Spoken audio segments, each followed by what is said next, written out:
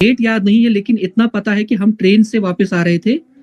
मेरे जो फादर हैं वो मुझे लेने आए थे रेलवे स्टेशन, और रास्ते में ही मेरा जो फ्रेंड है उसने मुझे मैसेज भेजा कि डीआईपीआर ने ट्वीट किया है कि इस फाइनेंस के लिस्ट को स्क्रैप कर दिया गया है एंड आप डेट्स कहाँ ऑफ से न्यू आ रहे थे एग्जाम विल बी महफूज भाई? नोटिफाइड सून।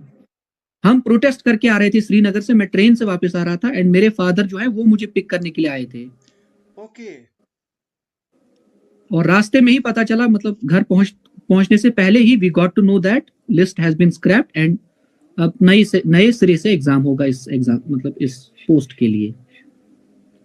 ओके, तो फिर उस टाइम पे कैसी फीलिंग्स थी आपके माइंड में, क्या क्या चल रहा था फिर उस टाइम पे? फीलिंग कुछ नहीं थी, मतलब आई डिड नॉट क्राई, लेकिन I did not talk to any of my friends for at least a month.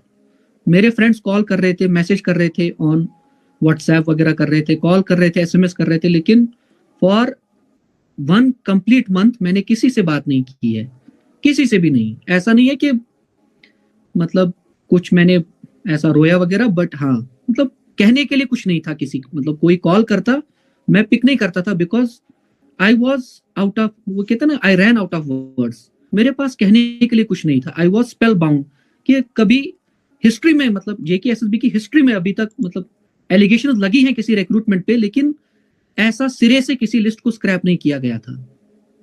It was मतलब वो कहते हैं ना कि इट वॉज, वो जो लाइटनिंग स्ट्राइक है वो हम वैसे था हमारे लिए। ओके, सो महफूज भाई देखिए, अब ये चीज तो आपको पता थी कि भाई रिक्रूटमेंट अब स्क्रैप हो चुकी है। There is no other option, there is no other alternative कि आपको दोबारा से अपने उस चेयर और टेबल पे बैठना था और अपनी प्रेपरेशन को दोबारा से स्टार्ट करना था। महफूज भाई, कैसे आपने वो मोटिवेशन लाया, किस तरह से आपने वो दोबारा से, किस तरह का वो जो गियर अप था, किस तरह से आपने स्टार्ट किया? क्योंकि ऐसी मोमेंट पे टूटना, क्योंकि I have face, I literally I have also faced a lot of such challenges.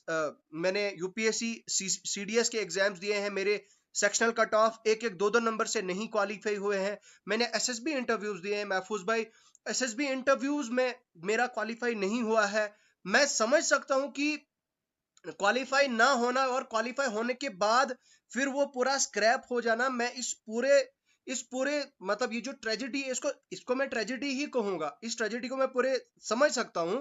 तो महफूज भाई, कैसे आपने फिर दोबारा अपने आप को मोटिवेट किया, कैसे आपने दोबारा से रीस्टार्ट किया और रिफ्रेश किया, वो आप उसके बारे में बता दीजिए। फिर उसके बाद आपने कहां से क्या किया आपने?